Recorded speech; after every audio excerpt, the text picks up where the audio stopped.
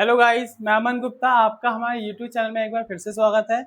जैसा कि पिछले कुछ दिनों से हम लोग पढ़ते आ रहे हैं कि कैसे किसी रासायनिक अभिक्रिया को बैलेंस करा जाता है।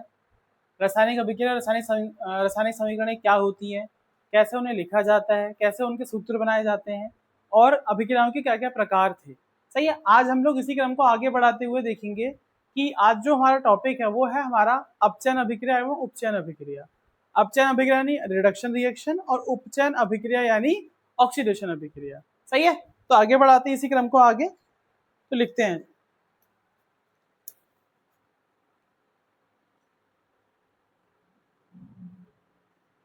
उपचयन अभिक्रिया, इसको क्या बोलते हैं अंग्रेजी में, इंग्लिश में ऑक्सीडेशन रिएक्शन। ऑक्सीडेशन रिएक्शन, और अगर वैसे इसको और करके लिख देना है, इसको ऑक्सीकरण भी बोलते हैं। क्या बोलते हैं? ऑक्सीकरण अभिक्रिया। सही है, जैसा कि आप व्हाइट बोर्ड पर देख सकते हैं, हमने परिभाषा लिख रखी है कि ऑक्सीकरण किसे कहते हैं, उपचयन किसे कहते हैं। तो वह अभिक्रिया जिसमें क्या होता है, ऑक्सीजन जुड़ता है जबकि हाइड्रोजन की जो संख्या होती है वो क्या होती है, कम हो जाती है। उसको हम क्या बोलते हैं? ऑक्सीकरण अभिक्रिया बोलते हैं, यानी उपचयन अभिक्रिया बोलते हैं। अब इसके उदाहरण की तरफ चलते हैं। ठीक है, सबसे फर्स्ट उदाहरण है इसका, एग्जाम्पल है वो ये है, कुछ इस प्रकार है, देखो C+O2 एरो CO2। आप देख सकते हो जब ये अभिकारक साइड है तो कार्बन के पास ऑक्सीजन नहीं है। जैसे ही वो उत्पाद साइड गया है, इस साइड को हम लोग क्या बोलते हैं? इस साइड को हम लोग बोलते हैं अभिकारक। क्या बोलते हैं इस साइड को? अभिकारक। और जो ये वाली साइड है इसको हम क्या बोलते हैं? उत्पाद बोलते हैं। तो आप देख सकते हो इसमें कि जैसे ही कार्बन यहाँ से यहाँ गया है, यहाँ कार्बन के साथ कौन जुड़ गया है? ऑक्सीजन जुड़ गया है। तो ये क्या हुआ है? कार्बन का उपचयन हुआ है। क्या हुआ है? कार्बन का उपचयन। सही है। नेक्स्ट है मैग्नीशियम प्लस ऑक्सीजन, ये मिला के क्या बनाएगा? Magnesium oxide. सही है। Mg देखो यहाँ से यहाँ जब गए हम तो क्या है, यहाँ से Mg के पास ऑक्सीजन नहीं है, बट वहाँ पे Mg के पास ऑक्सीजन आ गया। ये भी क्या हुआ है? Mg का उपचयन हुआ है। इसको संतुलित कर लीजिए। यहाँ पे ऑक्सीजन कितने हैं? 2 है, वहाँ पे 1 है, तो यहाँ क्या कर देंगे? 2 से मल्टीप्लाई। तो Mg भी 2 हो गया और आपका O भी कितना हो गया? 2। तो यहाँ भी हम कितने से मल्टीप्लाई कर देंगे? 2 से मल्टीप्लाई कर देंगे। एक एग्जाम्पल और देखते हैं इसका। जैसे ये है एग्जाम्पल आपका, जैसे ये Fe2O3 plus Al arrow Al2O3 plus का Fe। देखो यहाँ से जब हम लोग यहाँ देखेंगे ना, यहाँ से हम जब यहाँ जाते हैं तो आप देखोगे कि इसके पास ऑक्सीजन आ गया। पहले Al के पास कोई ऑक्सीजन नहीं था, जैसे ही वो राइट साइड गया वैसे इसके पास क्या आ गया? एक ऑक्सीजन आ गया। ये कौन सी अभिक्रिया हुई आपकी? ये आपकी कौन सी अभिक्रिया हुई? उपचयन अभिक्रिया हुई। आया समझ? तो ये हमने 3 उदाहरण से उपचयन अभिक्रिया को समझ लिया है। इसके कुछ हम और उदाहरण करते हैं। सही है, देखो जैसे कि हमने बोर्ड पे लिखा है उपचयन अभिक्रिया के उदाहरण। हमने 3 उदाहरण पिछले मतलब से उसमें सीख लिए थे। अब हम आगे बढ़ते हैं और कुछ उदाहरण सीखते हैं। जैसे उदाहरण नंबर 4 है हमारा, ये Na की अभिक्रिया किससे कराई हमने? ऑक्सीजन से कराई। क्या मिलेगा हमें? ये मिलेगा Na2O मिलेगा। यहाँ देख सकते हो आप, जब हम यहाँ से यहाँ गए तो आपको दिख रहा होगा कि Na के साथ O ऐड हो गया। देखो तो इसी को हम क्या बोलते हैं? उपचयन बोलते हैं। संतुलित कर लेना। यहाँ पे O कितना है? 2 है, यहाँ पे O 1 है, तो यहाँ कितना लगा देंगे हम? 2 लगा देंगे। इस 2 के लगाने की वजह से Na कितना हो गया? 4 हो गया, तो यहाँ पे हम कितना लगा देंगे? 4 लगा देंगे। सही है, समीकरण हमारी संतुलित हो गई।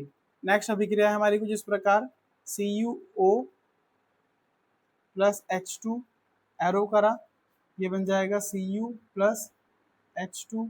तो आप देख सकते हो जब हम यहाँ से यहाँ गए तो देखो इसके साथ कौन ऐड हो गया? ऑक्सीजन ऐड हो गया। पहले यहाँ पे हाइड्रोजन बिना ऑक्सीजन का था, अब जैसे ही वो राइट शिफ्ट हुआ उसके पास कौन आ गया? ऑक्सीजन आ गया। तो इसको हम क्या बोलेंगे? उपचयन अभिक्रिया बोलेंगे। क्या बोलेंगे? उपचयन अभिक्रिया। अच्छा, हमने देखो जैसे कि हमने अभी तक जो उदाहरण पढ़े हैं उन सारे एग्जाम्पल्स में क्या है कि सब में O का एडिशन हो रहा है, O जुड़ रहा है। अब हम एग्जाम्पल पढ़ेंगे जिनमें H निकलेगा, क्योंकि अब उपचयन अभिक्रिया का मतलब क्या होता है? या तो ऑक्सीजन जुड़ जाए या H निकल जाए, यानी H हट जाए। सही है, तो हम आगे बढ़ते हैं। जैसे एग्जाम्पल है आपके पास कुछ इस प्रकार से, ये एग्जाम्पल है अमोनिया वाला। जब अमोनिया का तोड़ना होता है ना, अमोनिया को ब्रेक करना होता है, तो क्या बनता है? N2 प्लस H2 बनता है। और इस कंडीशन में देख सकते हो आप, जब इधर के अभिकारक साइड देखो एन के पास एच है, लेकिन जब वो उत्पाद साइड जाता है तो उसके पास एच देखो नहीं है, तो ये जो हुआ इसको हम क्या बोलेंगे, ये भी उपचयन हुआ है, यानी ऑक्सीकरण हुआ है। आया समझ? अच्छा, एक और उदाहरण देख लेते हैं, जैसे एच आई को लेके देख लेते हैं, इसी प्रकार का उदाहरण है। एच आई को हम जब ब्रेक करते हैं तो ये मैं बना के देता है हमें H2 प्लस I2 बना के देता है। आप देख सकते हो आई के पास यहाँ पे H था, अब H नहीं है। ये किसका उदाहरण है? ये उपचयन अभिक्रिया का उदाहरण है। सही है, तो हमारे पास ये 7 उदाहरण हो गए, 3 हमने पहले पढ़ लिए थे इससे पिछले वाली स्लाइड में, 4 एग्जाम्पल ये है हमारे पास, तो टोटली 7 उदाहरण होगा, 7 एग्जाम्पल होगा जो उपचयन अभिक्रिया को समझने में आपकी बहुत मदद करेंगे। देखो एक बात और याद रखना, जो भी उदाहरण संतुलित नहीं है, मैंने देखो ये दोनों संतुलित नहीं करे हैं, आप इनको अपनी कॉपी में संतुलित कर लेना, ताकि आपको संतुलित समीकरण का एक अभ्यास जैसा हो जाए।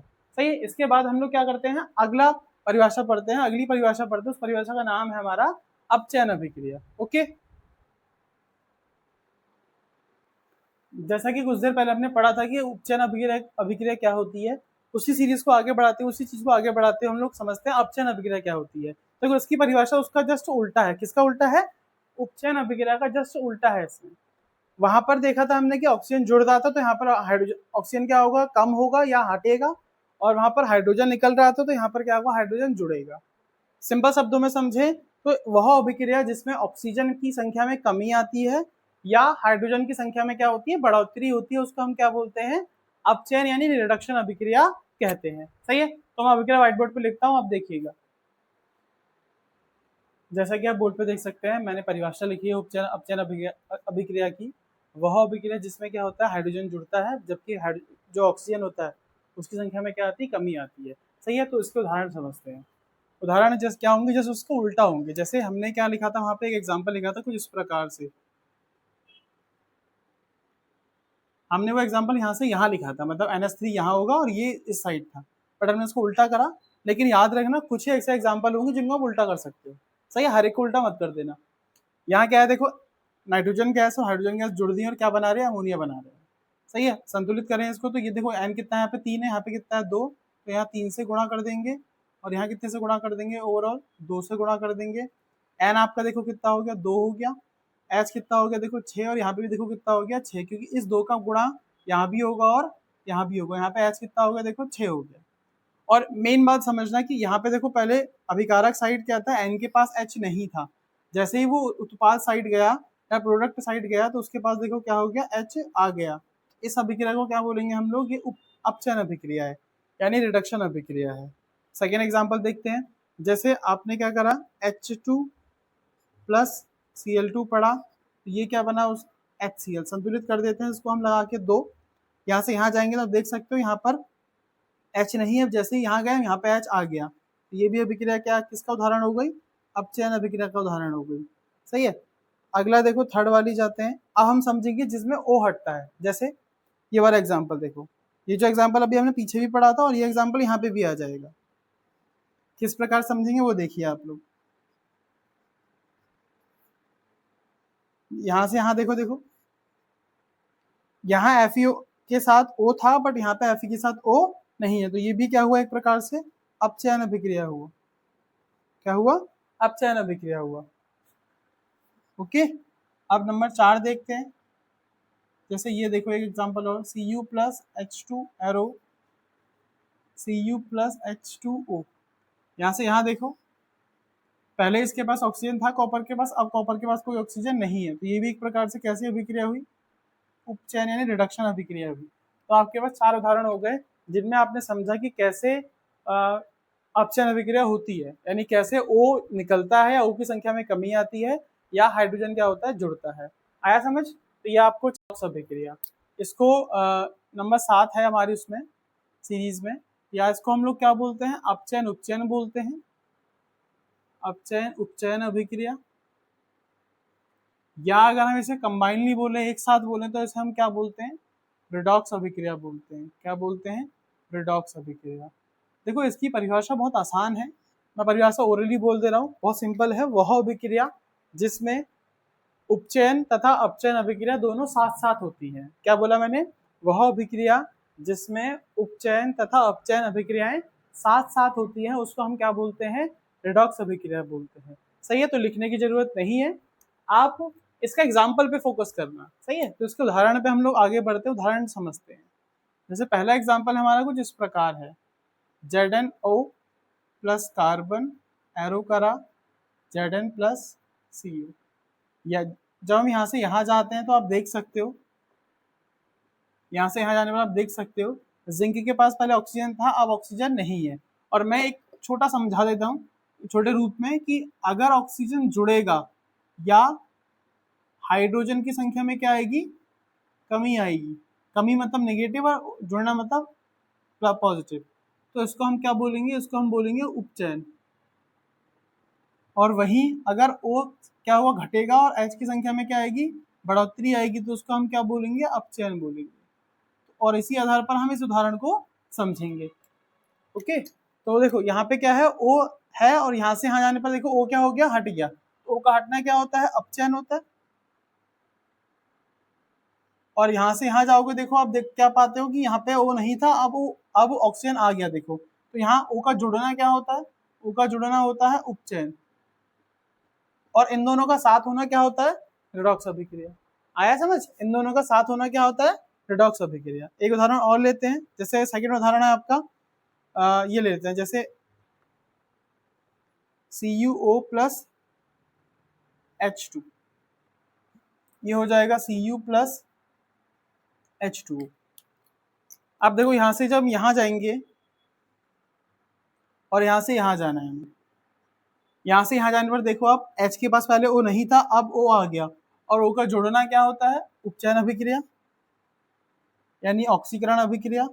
और देखो यहाँ से यहाँ जाने पर देखो क्या है, O अब हट गया, तो इसको हम क्या बोलते हैं, अपचयन बोलते हैं।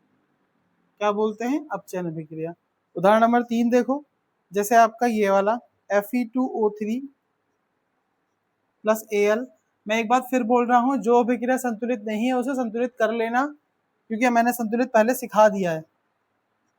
और संतुलित करने से होगा क्या कि आपको बार बार उस चीज का अभ्यास होता रहेगा। यहाँ देखिए, यहाँ से जब हम यहाँ जाएंगे, देखो ये क्या है, Fe के पास पहले O था, अब Fe के पास O नहीं है। O का हटना क्या होता है, अपचयन होता है।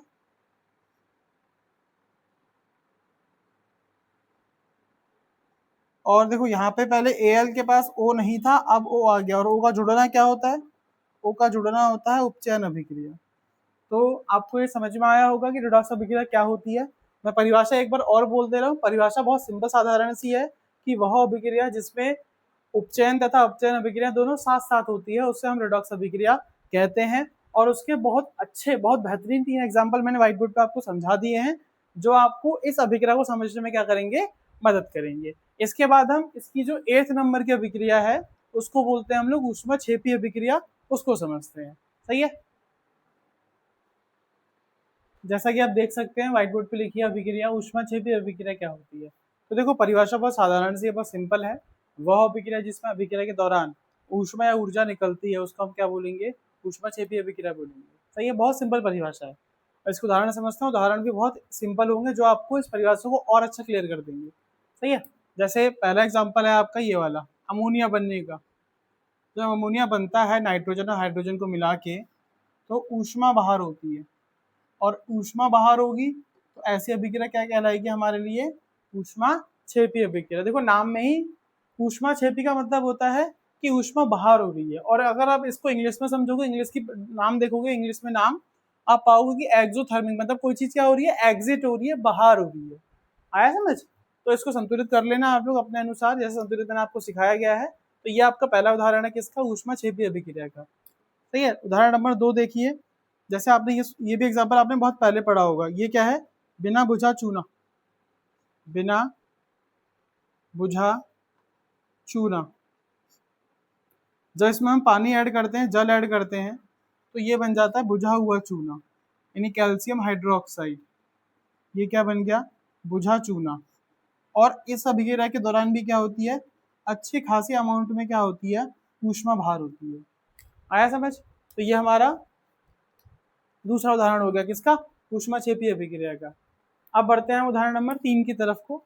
इसको भी अगर संतुलित करना हो तो कर लेना, नहीं तो कोई बात नहीं, क्योंकि ये शायद संतुलित है पहले से।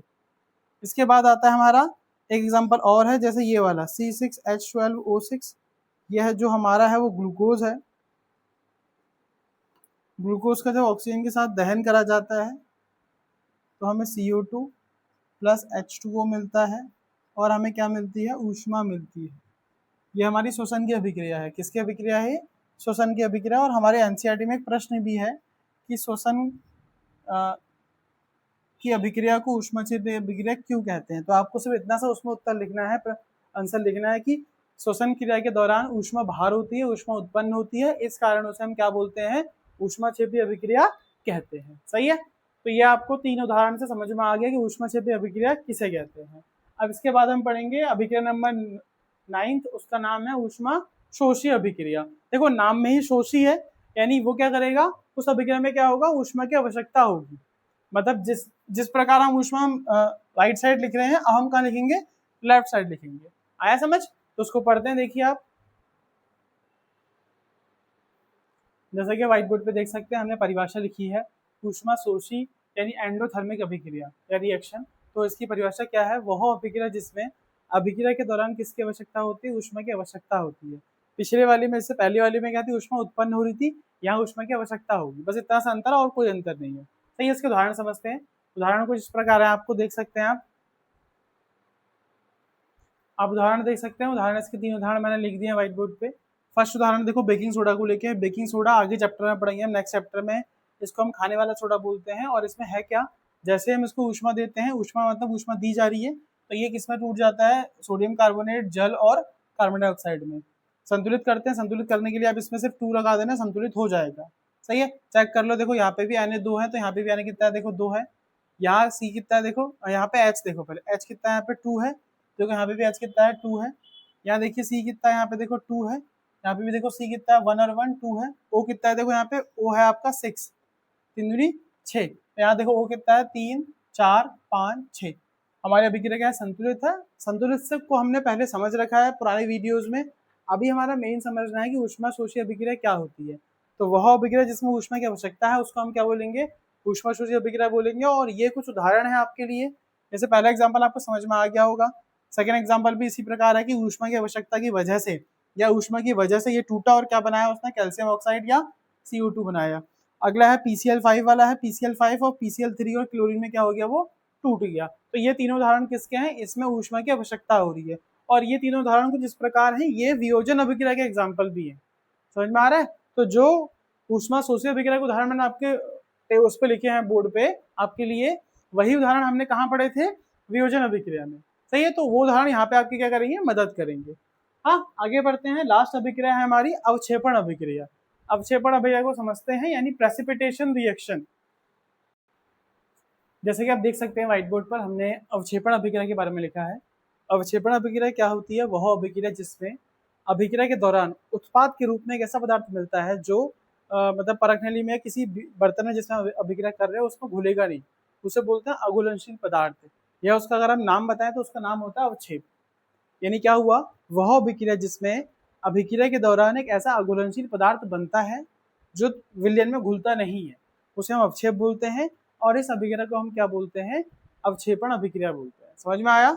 इसके उदाहरण समझते हैं, 2-4 उदाहरण, उसके बाद हम इस टॉपिक को खत्म करते हैं, है ना। तो उदाहरण क्या है, देखो कुछ इस प्रकार उदाहरण होंगे इसके। फर्स्ट उदाहरण, जैसे पहली अभिक्रिया है आपकी BaCl2 प्लस Na2SO4, ये हमें बना के देगा BaSO4 प्लस, संतुलित के लिए मैं 2 लगा दे रहा हूँ आगे, 2 टाइम्स ऑफ NaCl। और जो ये मिलाना अवक्षेप, अवक्षेप को हम ऐसे दिखाते हैं, डाउन एरो बना के, नीचे की तरफ एरो बनाएंगे, उसको हम कहते हैं अवक्षेप। ये होता है सफेद अवक्षेप। क्या है ये, जो बेरियम सल्फेट है, ये क्या है, सफेद अवक्षेप होता है। क्या होता है, सफेद अवक्षेप। सही है। अवक्षेप मतलब अघुलनशील पदार्थ। अवक्षेप मतलब क्या होता है, अघुलनशील पदार्थ जो पानी में दोबारा या विलयन में घुलता नहीं है। सही है। उदाहरण नंबर सेकंड देखिए आप, जैसे AgNO3 प्लस NaCl, इन दोनों को मिलाया तो ये मिलेगा हमें AgCl। ये भी कैसा अवक्षेप होता है, सिल्वर क्लोराइड का सफेद अवक्षेप होता है। तो एक दो उदाहरण आप लोग याद रखिएगा हर एक परिभाषा का, और जो परिभाषा, जो उदाहरण बैलेंस नहीं है, संतुलित नहीं है, उसे आप संतुलित कर लेना। हमारे अभिक्रियाओं का जो सिलसिला था वो खत्म हो गया। इसके बाद इस चैप्टर में जो छोटा मोटा बचेगा उसे हम लोग और पढ़ेंगे, फिर हमारा चैप्टर क्या हो जाएगा, ये कंप्लीट हो जाएगा। आया समझ? तो ये 2 उदाहरण है आपके लिए, आप समझ गए होंगे। मैं आशा करता हूँ आपको ये वीडियो भी अच्छी लगी होगी। अगर आपको ये कंटेंट, वीडियो कंटेंट अच्छा लगता है तो प्लीज़ बच्चा अपने दोस्तों के साथ इस वीडियो को शेयर करें, ताकि उन्हें इससे जितना हो सके उतना मदद मिले। तब तक के लिए धन्यवाद, मिलते हैं आपसे अगली वीडियो में।